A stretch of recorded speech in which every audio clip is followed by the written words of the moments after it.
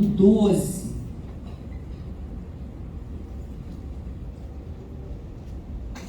Quero cumprimentar aos obreiros, nosso irmão dirigente da nossa SUB, que está sempre aqui conosco, pela vida de cada irmão que está aqui nessa noite. Hebreus, no capítulo 12, nós vamos ler versículo 16, 17.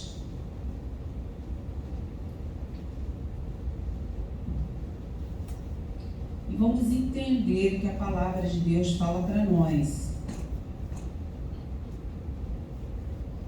Diz assim: e ninguém seja fornicador ou profano como Esaú, que por um manjar vendeu o direito de primogenitura, porque bem sabeis que, querendo ele ainda depois herdar a bênção, foi rejeitado, porque não achou lugar de arrependimento, ainda que com lágrimas o buscou.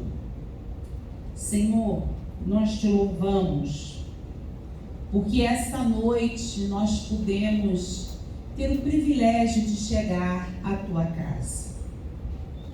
A tua palavra diz que até o pardal e a andorinha acharam, Senhor, um lugar para si junto aos teus altares. Melhor é para nós estarmos à porta dos teus átrios por um dia do que em outras partes mesmo. Deus, nós queremos declarar ao Senhor que é maravilhoso nos alegrarmos quando podemos vir à tua casa. Senhor, eu não sei como alguns dos teus servos que estão aqui essa noite vieram à tua casa. Mas o que eu sei, ó Deus, é que quando nós pensamos em vir à tua casa, nós temos certeza que não seremos despedidos com as mãos vazias. Mas sabemos que encontraremos pastos verdejantes e águas tranquilas. Sabemos, ó Deus, que encontraremos descansos para as nossas almas. Sabemos que vamos ouvir resposta, Senhor, que vem direto do teu trono para as nossas vidas.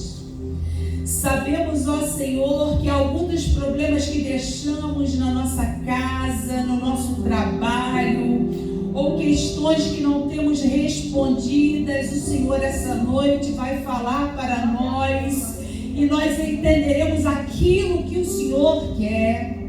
Nós entenderemos que algumas coisas o Senhor faz de forma extraordinária e que outras coisas o Senhor nos dará estratégia para resolver.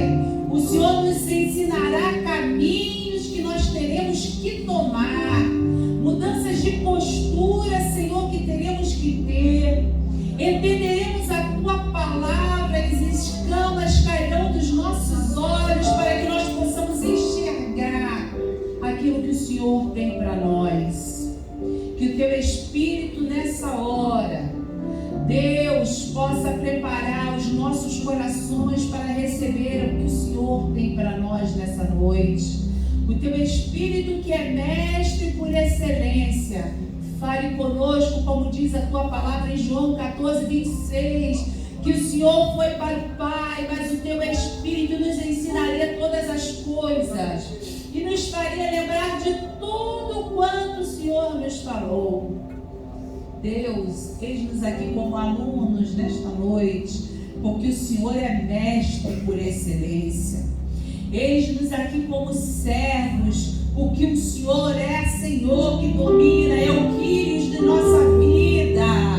O Senhor é o Adon, aquele, ó Deus, que domina todas as coisas, aquele que tem o senhorio dos céus e da terra. Oh, aleluia! O Senhor é o El Shaddai, é o Deus Todo-Poderoso.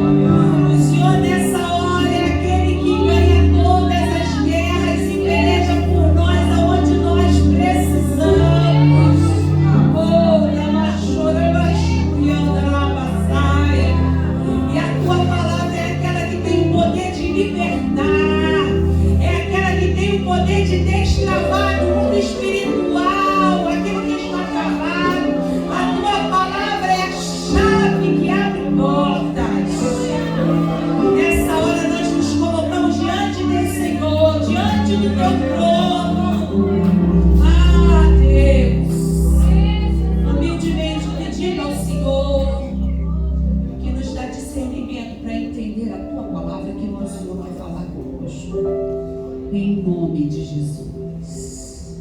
Amém. Tome seu assento. Glória a Deus. Aleluia. O tema do capítulo 12 da carta aos Hebreus, se olhar na sua Bíblia, é a perseverança no meio das provações.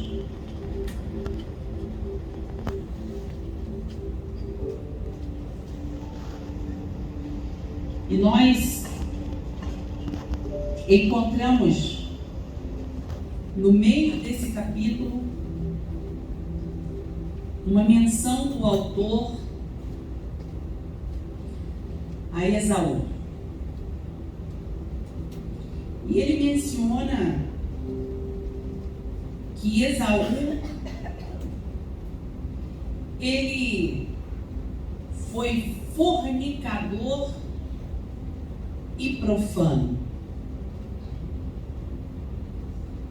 Quando nós vamos examinar o livro de Gênesis, você pode deixar marcado aí Hebreus, e você pode ir ao livro de Gênesis, e você pode olhar o capítulo 25, que registra o nascimento de Esaú e Jacó. Você vai ver a história de dois gêmeos. Uma hora dessa eu vou detidamente contar sobre esse guisado especificamente, mas hoje eu quero falar desse momento, e se eu pudesse nominar essa palavra de hoje, seria: a mudança é uma porta que só pode ser aberta por dentro. Certa vez, Michelangelo pintou um quadro. Ele tem um quadro muito famoso pintado chamado A Porta. E alguém estava observando esse quadro e chamou Michelangelo e falou para ele: esse seu quadro tem um defeito. E disse: qual é? Ele disse: não tem maçaneta, a porta está entreaberta e não tem uma maçaneta. Ele disse: não, o quadro não tem defeito. Eu pintei esse quadro e, teoricamente, porque não pode ser visto, porque a porta está entreaberta, essa porta só tem uma maçaneta do lado de dentro. Porque, ao meu sentir, na minha visão, essa porta só tem uma chave, uma maçaneta do lado de dentro. Porque essa porta representa Jesus, essa porta representa mudança, essa porta representa as oportunidades que nós temos na vida. E tem coisas na nossa vida que não podem ser abertas e nem podem ser manipuladas pelo lado de fora. Ela só pode ser aberta ou ser trancada do lado de dentro. E a mudança é uma dessas portas. Porque alguém pode nos oferecer algumas oportunidades. Alguém pode dizer para nós muitas vezes que nós precisamos mudar. Alguém pode dizer para nós que nós temos tais e tais defeitos e precisamos melhorar. Mas se nós não enxergarmos isso e não quisermos melhorar, nós não entendermos isso na nossa vida material, na nossa vida espiritual, na nossa vida profissional, nós não vamos nos dar a oportunidade de mudar. Nós vamos ter aquele famoso espírito que dizem por aí: eu nasci assim, eu vivi assim, eu fui criada assim, eu vou continuar assim, eu vou morrer assim. E às vezes a gente não fala isso explicitamente, mas a gente age dessa maneira. E Esaú, ele nasce primeiro e ele traz em si algumas oportunidades na vida. Pseudo-oportunidades. Porque nós sabemos que Deus faz uma promessa a Abraão. E essa promessa, que é a bênção patriarcal, a bênção de trazer sobre si a bem-aventurança das nações da terra, será passada dele para o seu filho e do seu filho para o seu neto. Domingo nós falamos alguma coisa sobre Abraão. Então, Deus diz que vai abençoar a sua descendência. E óbvio que quando Isaac nasce, essa bênção patriarcal de ser chamado patriarca de Israel é passada a Isaac. E quando seu filho nasce, essa bênção é automaticamente, ou será automaticamente passada para seu filho. Então há certas coisas na vida que nós achamos que serão automaticamente nossas. Só que nem sempre que nós pensamos que automaticamente será nosso, é verdade. Porque há coisas que nós damos por certo na vida, ou boas ou ruins, mas que a nossa conduta, a nossa mudança ou não, vai determinar se aquilo que parece que estava certo vai acontecer ou não. Então, o filho mais velho de Isaac, ele carregava sobre si duas bênçãos. A expectativa de duas bênçãos. A bênção patriarcal. Ele carregava sobre si essa herança de toda uma geração. E ele carregava sobre si a bênção da primogenitura. A bênção da primogenitura era certa, porque o filho mais velho, filho primogênito, ele ia herdar o nome do pai, ele ia herdar a herança da família, pelo menos a metade da herança da família era só dele, ele ia herdar o nome do pai, ele ia herdar o dom e a possibilidade de comerciar em nome do pai. É uma coisa muito interessante que nós aqui não temos muita noção. Você teve um pai, você teve um avô, e você fala no nome do seu pai, a menos que seja um lugar que seu pai morou muitos anos, ninguém nem sabe quem foi seu pai. E se você tiver um nome comum, como alguns que a gente tem no Brasil, ninguém sabe, mas no Oriente não é assim, porque cada pessoa tem um nome. Então, quando você chega, por exemplo, para fazer uma viagem lá para o Oriente, quando você chega com o seu sobrenome, eu chego com o meu sobrenome. Quando eu chego na imigração, eles levantam só pelo sobrenome. Eles sabem quem foi o fundador do lugar da onde veio esse nome. Então, eles sabem se a família é boa ou se é ruim. Se eu chegar com a minha filha para casar lá, eles sabem se tem um pretendente ou não, se a família é boa ou não é, se a família é honrada ou não. Baseada no pai dela, não, baseada no fundador daquela região. Porque o fundador, o filho do fundador, o filho do filho, vão dizer para eles quem é ela. Isso implica se você pode vender, se você pode comprar, se você pode estabelecer casa, se você pode ir num comércio, se você tem honra, se você não tem honra.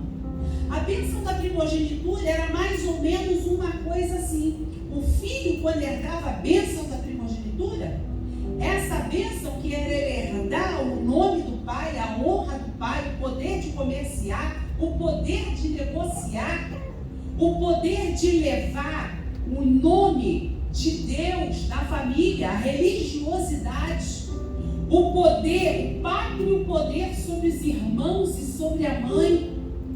Isso estava implícito no fato dele ser o irmão mais velho.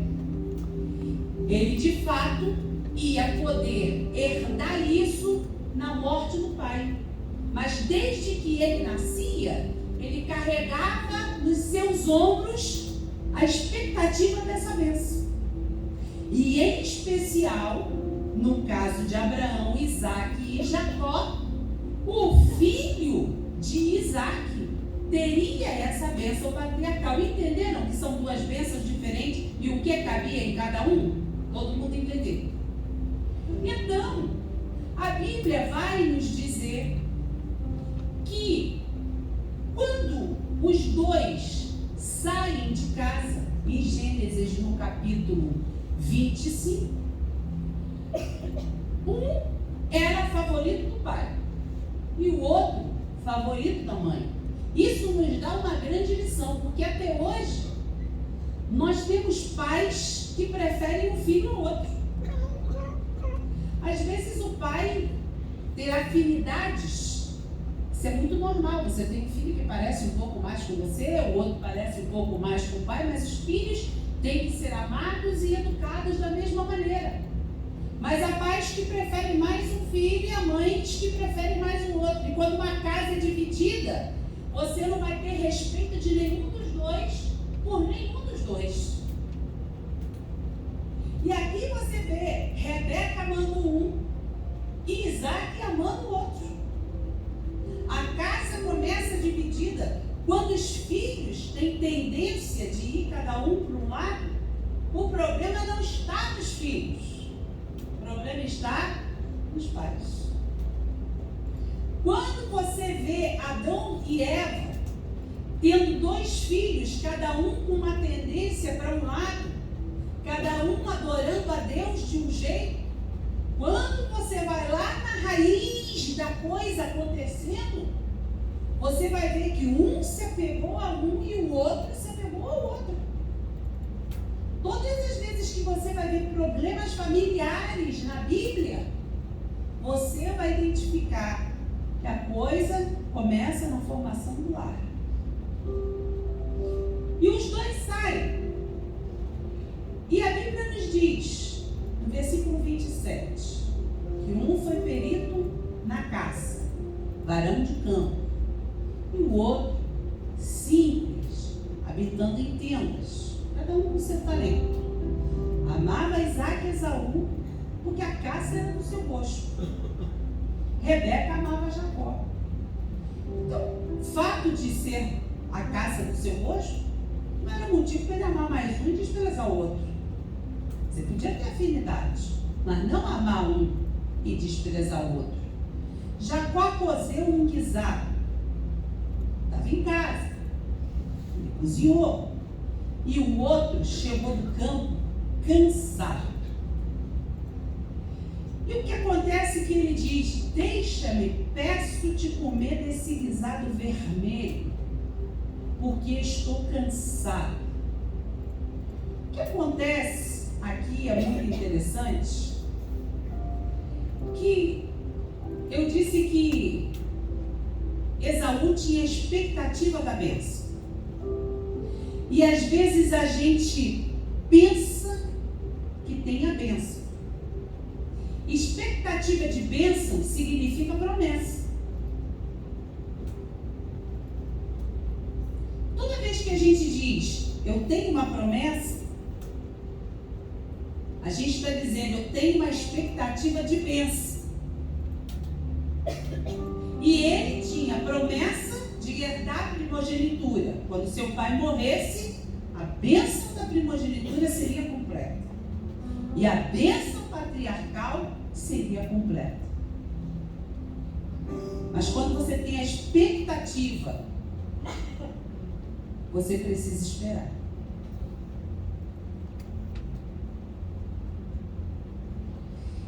E essa coisa da espera, a expectativa da bênção, é um tempo propício à tentação. É isso que eu quero falar com você. Porque a espera é um tempo que te deixa ansioso.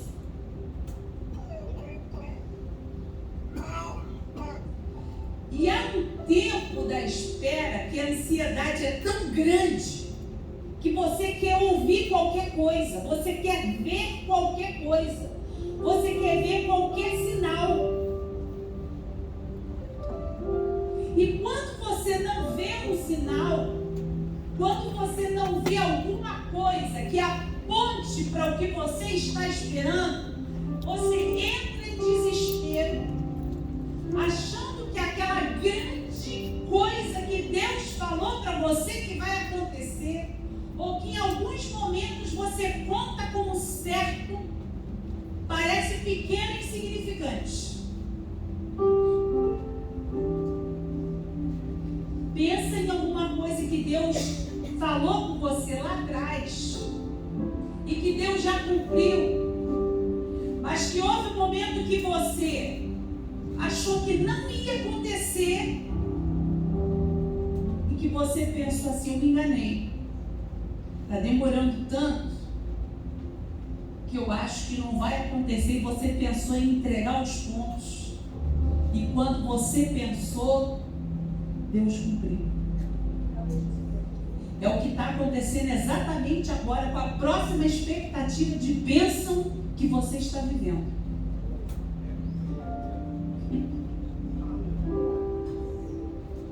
É tipo assim: alguém compra um terreno e coloca lá um estante, cria ali uma espécie de um apartamento decorado. Hoje isso já é mais comum e já não é tão surpreendente, de vez em quando acontece. Mas há uns 30 anos atrás, comprar um imóvel na planta era uma loucura. Era dar um tiro no escuro.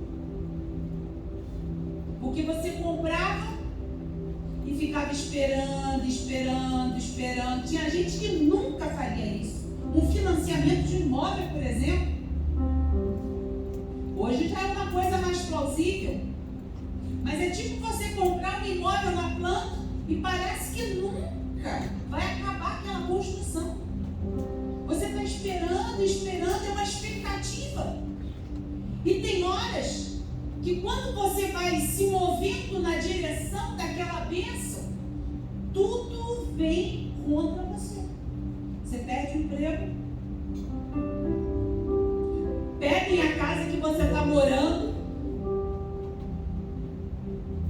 começa a aparecer conta, dívida da onde você não sabe, alguém precisa do seu amparo, precisa da sua ajuda.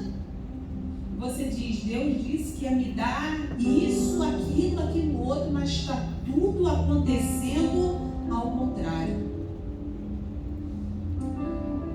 É tipo Esaú: eu estou indo caçar, e para ele voltar com fome e desesperado, eu sou levada a pensar que ele não deve ter encontrado nada. Porque ele volta daquela caçada com fome. E quando ele encontra aquele guisado pronto, uma hora eu vou pregar sobre o guisado, porque esse guisado tem um mistério.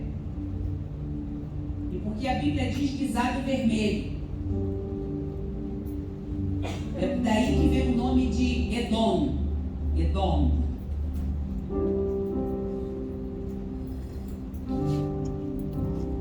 Ele tem vontade de comer e ele diz: estou cansado. Quando você está cansado de estar aguardando, você fica frágil. E quando você fica frágil, aparece o oportunista.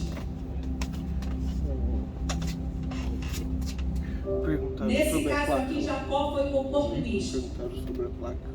E ele começa a fazer uma transação em cima da fragilidade de Esaú. Alguém diz ou duvida aqui do caráter de Jacó. Isso aqui vai ser uma outra coisa. Mas que você vê aí ele aqui, Jacó, começa a desejar a bênção de Esaú. Eu te entrego esse posto. Porque quando você não investe na bênção que você tem, naquilo que Deus tem para você, saiba que alguém está interessado naquilo que você tem. Naquilo que para você não tem mais valor, alguém enxerga valor. Eu não estou sentindo forte aqui. Aquilo que você acha que não tem valor para você, alguém está de olho porque tem valor sim.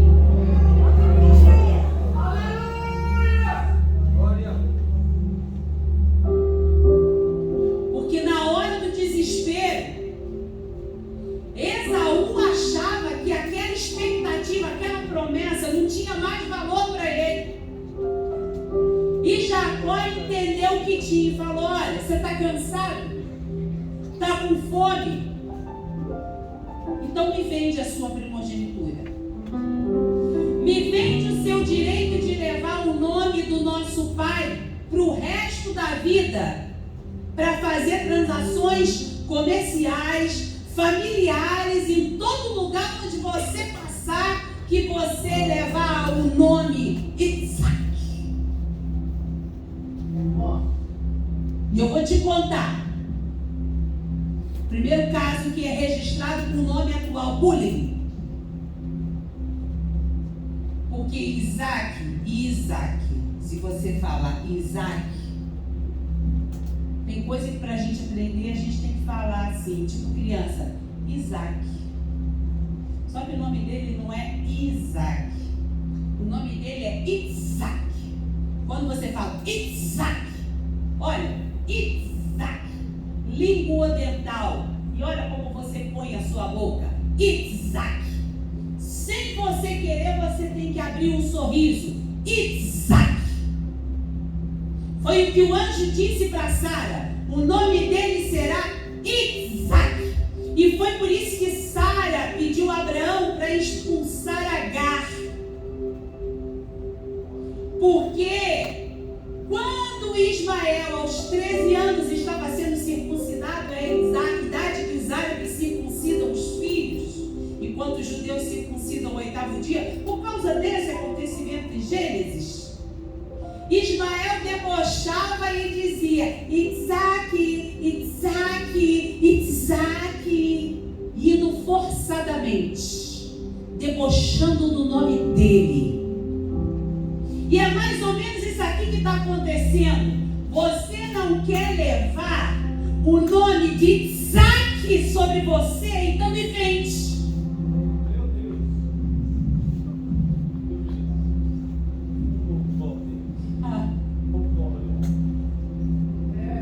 Porque na hora que você está fraco, achando que a promessa não vai se cumprir, o adversário envia alguém para dizer para você: não vale a pena, isso aí não tem valor. Mas Deus está dizendo para você essa noite: tem valor sim. Foi eu que escolhi, foi eu que botei minha mão, fui eu que prometi. Aleluia. Profanar é dizer que aquilo que é de Deus não é de Deus. Por isso que Hebreus chama Esaú de profano. Eita glória, aleluia.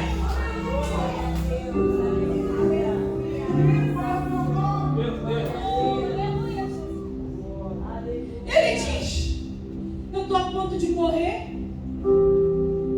Eu estou a ponto de morrer. Para que me serve esse nome? Para que me serve essa risada?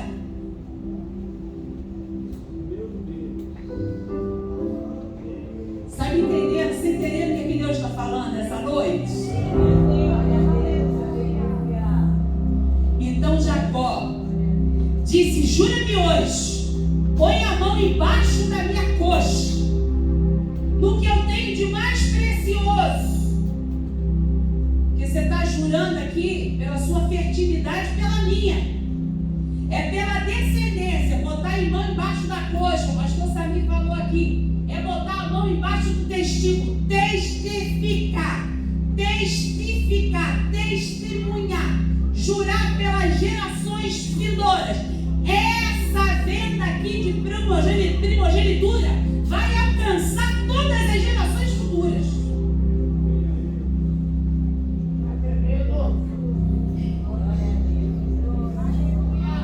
Não tome nenhuma decisão precipitada. Deus está dizendo para você essa noite: não tome nenhuma decisão precipitada. O que Deus falou continua de pé. Não se deixe vencer pelo cansaço. Não se deixe vencer pela fome. Não se deixe vencer pelo tempo.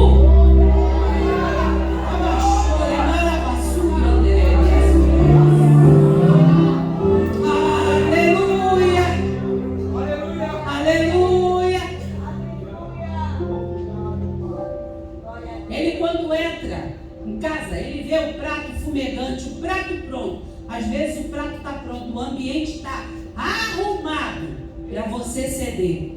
Não ceda.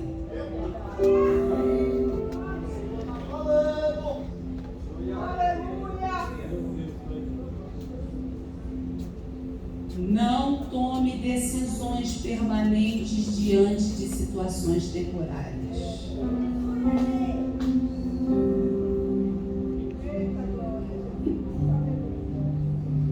De novo, só para ficar gravado, porque eu sei que você me ouve. Não tome decisões permanentes diante de situações temporárias. A fome é temporária, a raiva é temporária, o desânimo é temporário, o desespero é temporário. Aleluia! Mas Deus é eterno, a promessa de Deus não cai por terra.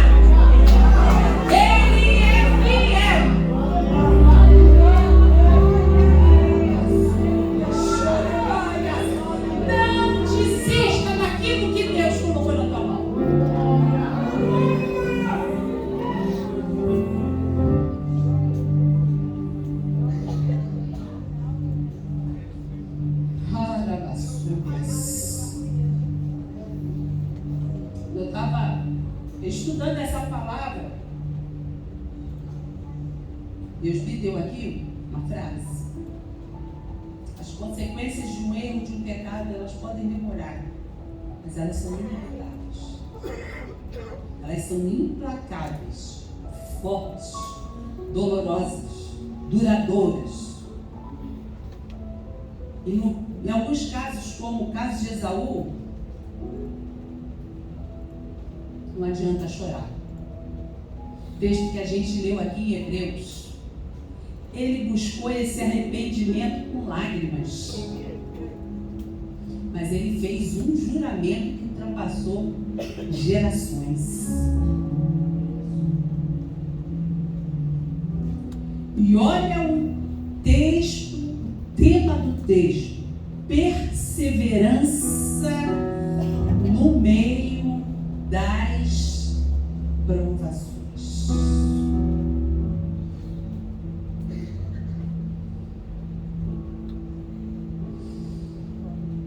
Aleluia.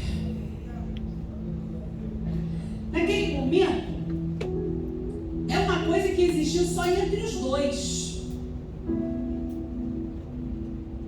Passou aquilo, eles saíram, foi cada um para o lado, mas o desenrolar da história confirmou que aquele momento de desespero de Esaú e o momento em que Jacó desejou ardentemente aquilo que ele sabia que tinha valor e foi desvalorizado por Esaú, ia ter um peso espiritual sobre a vida dele. Engraçado que hoje, quando eu estava lendo isso aqui, minha atenção foi despertada por uma outra coisa. Pega aí, ué. Vou depois ler isso aí. Jacó era um sujeito que gostava de segurar. Primeiro segurou no calcanhar de Esaú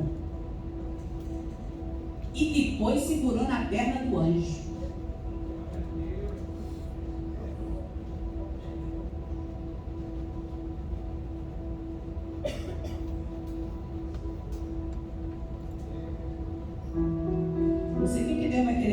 sei por isso não, mas peguei esse negócio aí no ar assim.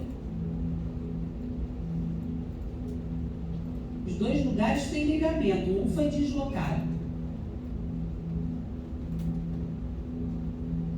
Eu estava lendo um dia desses, um lutador de jiu-jitsu escrevendo sobre a briga de Jacó com o anjo. Eita glória! Vamos receber nosso pastor.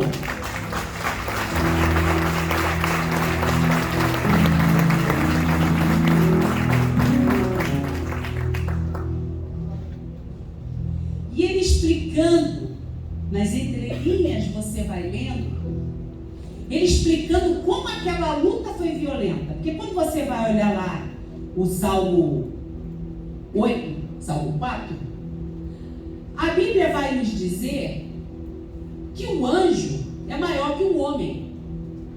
O homem é um pouco menor que o anjo. Salmo 8. Ele é menor. 8,5. Então você imagina Jacó menor lutando com um anjo grande, um anjo do Senhor, que tem uma característica diferenciada. E aí, você aprende lá no jiu-jitsu como você diminui o tamanho de um homem.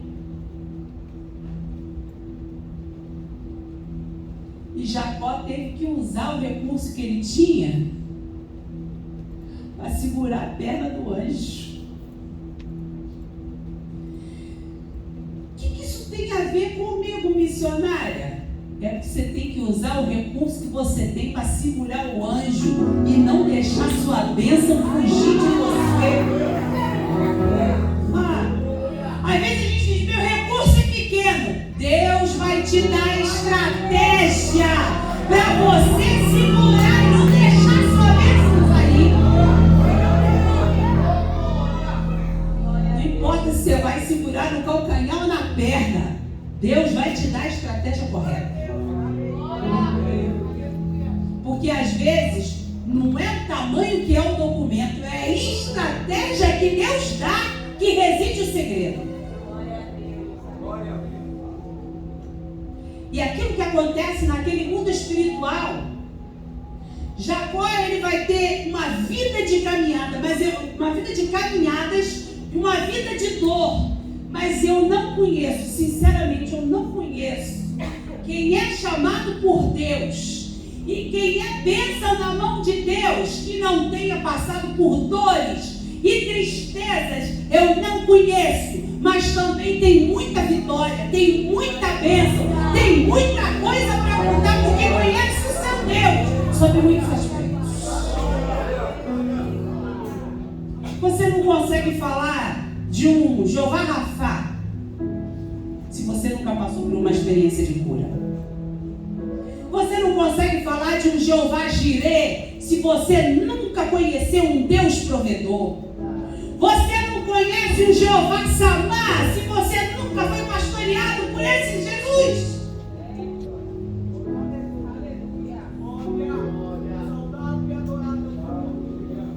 Você quer entender quem é Deus? Se você quer ter intimidade com Ele, você precisa tocar no anjo. Porque quando a gente toca no anjo, ele comprou a primogenitura. E aí ele também tem uma expectativa de bênção. Porque o pai ainda era vivo. Você está entendendo que a expectativa de um passa para o outro? Ele compra a expectativa. Ele diz, vende-me a tua primogenitura. Mas o que ele tinha? É a expectativa. E ele compra a expectativa de bênção.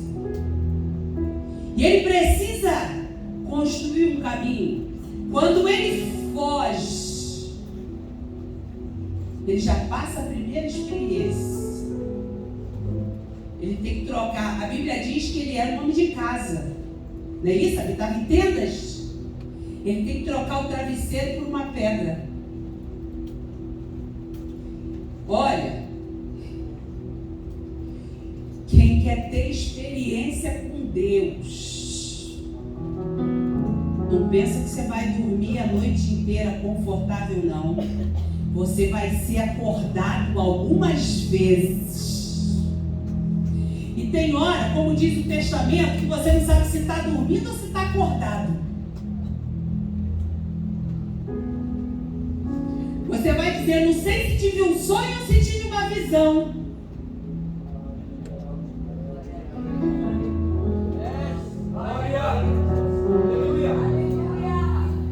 Tem gente que não sabe do que eu estou falando, mas tem gente que sabe.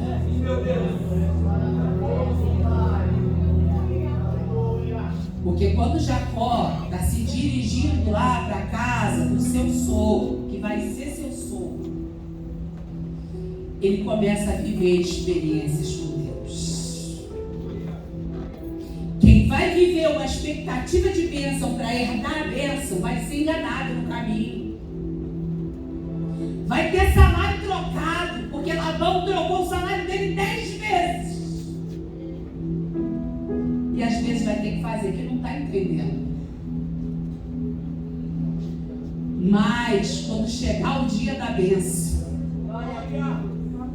porque chegou o dia da bênção, um dia a bênção vai deixar de ser expectativa, vai ser realidade. Vai ser realidade. Fechando essa palavra com a passagem que nós começamos a ler. Aleluia. Glória a Deus.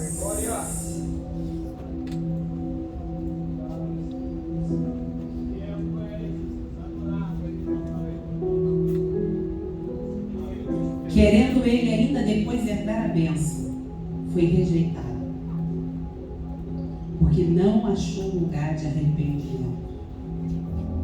Deixa eu dizer para você, tem gente que lê essa passagem aqui e diz, mas Deus não aceita arrependimento?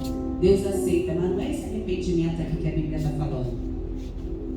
O que a Bíblia está falando é que o que ele queria era a bênção da primogenitura, mas essa só tinha uma. Por mais que ele se arrependesse, não dava mais. Tanto que quando Isaac está morrendo, está velho, percebe que está há pouco tempo da sua morte e já não enxerga mais, quando ele chama para abençoar, que Rebeca aconselha Jacó a se disfarçar, e ele dá aquela bênção, faz aquela cerimônia, e Esaú chega, ele diz, pai, não tem uma bênção para mim? Ele diz, essa bênção eu não posso dar para você, essa eu já dei. Eu vou te abençoar. Eu vou te abençoar para que você também seja grande e próspero. E de fato, Esaú foi grande, também teve muitos filhos, também teve tribos, habitou no deserto. Mas Jacó recebeu a bênção patriarcal, Abraão, Isaac e Jacó. Foi pai das 12 tribos de Israel. E Esaú só restou lamentar. E essa noite, a palavra de Deus para você é: abre essa porta por dentro. Esteja aberto às mudanças que Deus quer fazer na sua vida. Não desista por nada. Não deixe que uma situação temporária permita que você faça uma mudança. Vamos orar? Fique de pé. E eu quero nessa noite convidar você, se você veio à igreja, se você está afastado no caminho do Senhor, se você ainda não tem um relacionamento pessoal e íntimo com Jesus, se você deseja se reconciliar, Se você deseja aceitar Jesus como Senhor e Salvador da sua vida, que você venha até aqui à frente e receba Jesus. Não estou vendo aqui os acolhedores. Hoje é difícil para algumas pessoas chegarem à igreja, mas você está aí do lado, você percebe que tem alguém do seu lado que não é daqui, que você não está acostumado a ver, você pode convidar para vir aqui à frente. E se você nessa noite, essa palavra falou no seu coração, você de alguma maneira estava disposto a tomar uma decisão precipitada, ou se você estava disposto a abrir mão da sua bênção, nós vamos orar. Só você tem o poder de abrir e fechar essa porta e deixar que Deus faça a mudança que Ele precisa no seu coração. Senhor, nós te louvamos pela Tua palavra. A Tua palavra que é maná, a Tua palavra que é água, a Tua palavra que limpa, a Tua palavra que transforma. Senhor, que nós não venhamos a negociar nem no mundo material, nem no mundo espiritual aquilo que o Senhor tem falado conosco. Há pessoas aqui, Senhor, que no momento da luta, da tribulação, da ira, diz assim: onde está Deus? Onde está aquela promessa? Não é possível que Deus diz que vai fazer tanta coisa na minha vida se tudo está acontecendo ao contrário. Eu não estou vendo nada perto de mim que pareça que vai acontecer o que Deus diz. Minha família, que Deus diz que vai estar no altar, está desagregada. Deus diz que vai abençoar a minha vida espiritual e que eu serei uma bênção, serei um grande líder. Eu não estou conseguindo alcançar pessoas. O Senhor diz que vai abençoar minha vida financeira e eu não sei o que está dando errado, porque eu estou vendo tudo ao contrário. O Senhor diz que vai abençoar minha vida ministerial, mas parece que está tudo travado.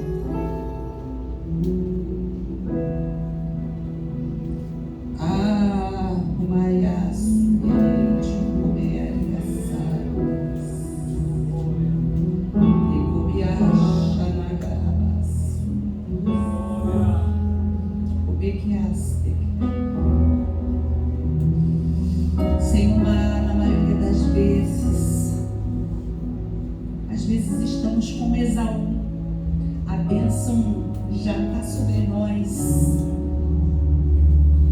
mas na hora da fome espiritual, na hora da ansiedade, da impaciência, a gente negocia. Mas nessa hora, mediante a tua palavra, dá autoridade a esse teu filho e a essa tua filha, para que ele tenha uma palavra de autoridade e firmeza, para dizer não a qualquer oferta que venha acontecer,